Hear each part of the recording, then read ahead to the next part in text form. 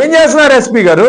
మీరు ఇలాంటి చర్యల మీద ఈరోజు యాక్షన్ తీసుకోకుండా కేవలం మాట్లాడి మైక్లో మాట్లాడినందుకు ఈరోజు కాసు మహేష్ రెడ్డి గారి మీద కేసులు పెట్టడం, కుంకుమ పడిందని కేసులు పెట్టడం ఎంత దారుణంగా ప్రవర్తిస్తున్నారంటే వైఎస్ఆర్ కాంగ్రెస్ పార్టీ పాటలు వేయడానికి వీల్లేదు, డీజేలు ఆపేస్తారు.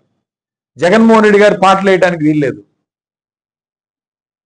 అంటే పార్టీ మీద అభిమానం ఉన్నోళ్ళు పెట్టుకున్న వాళ్ళు తెలుగుదేశం పార్టీ వాళ్ళు ఇష్టం వచ్చిన పాటలు వేయచ్చు, గంటలు గంటలు వాయించవచ్చు. పవన్ కళ్యాణ్ గారు పాటలు వేసుకోవచ్చు. వైఎస్ఆర్ కాంగ్రెస్ పార్టీ వాళ్ళు మాత్రం పాటలు వేయకూడదా? మేము గడిచిన 5 సంవత్సరాలు ఎవరికైనా పర్మిషన్ ఇవ్వకుండా ఆపామండి? ఒక ట్రాక్టర్ తిరుగుతుంది తెలుగుదేశం పార్టీ కార్యక్రమం వస్తే రోడ్ల మీద గంటల తరబడి తిరుగుతుంది. ఎప్పుడైనా మేము ఆపామా?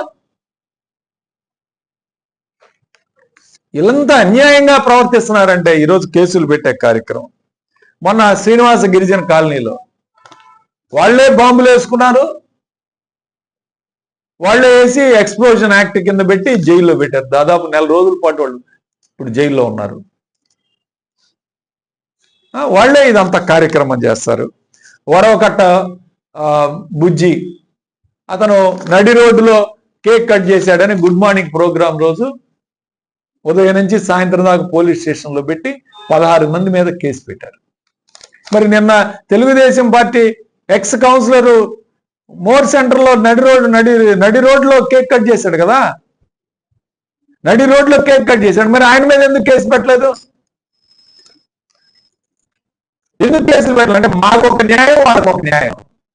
మాట్లాడితే పోలీస్ యాక్ట్ 30 ఉందంటాడు, మా మీద కేసులు పెడతాడు, మేము బయటికి రాకూడదు. అంటే చెప్తున్నారు పోలీసు వాళ్ళు ఈ విధంగా ఇంత అన్యాయంగా కేసులు పెట్టే కార్యక్రమం చేస్తే ఎక్కడికి వెళ్తున్నాం? రేపు ఆంధ్రప్రదేశ్ రాష్ట్రం ఎలా ఉంటుందో ఒక్కసారి ఊహించుకోండి. నేను చెప్తున్నాను, ఖచ్చితంగా ఏదో స్త్రీశక్తికి జనాలు వచ్చారు, ఆడవాళ్ళు డ్వాక్రా మహిళలు తోలితే ప్రతి చోట వస్తారు. నేను చెప్తా ఉన్నాను, ప్రజల్ని మీటింగులకు తీసుకురావటం, ఏదో మేము విజయం సాధించాం, సూపర్ సక్సెస్, ఇదంతా కూడా వాపు. ఈ వాపును చూసి బల్బు అనుకోవద్దు. ఆల్రెడీ మీ పతనం స్టార్ట్ అయిపోయింది. సూపర్ 6 అమలు చేసే వాతావరణమే అర్థమైపోతుంది ప్రజలకి. ప్రజల్లో ఈరోజు విపరీతమైన వ్యతిరేకత ఉంది ప్రభుత్వం మీద.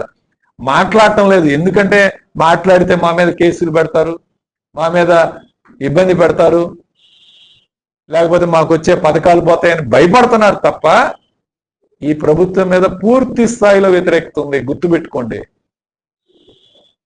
ఇంత అన్యాయంగా మీరు కేసులు పెట్టి ఇబ్బంది పెడితే రేపు మేము కూడా ఎవరిని నియంత్రించలేము. మేము మాట్లాడినా ఎవరు వినరు. అది అర్థం చేసుకోవాలి మీరు. రేపు ఎక్కడికి వెళ్తాం, రేపు మీరు పరిస్థితులు అర్థం చేసుకోండి. యూరియా లేదని మాట్లాడితే కేసులు పెట్టాలంట. యూరియా లేదని మాట్లాడటం కూడా తప్పే, రైతుల మీద మాట్లాడటం కూడా తప్పే.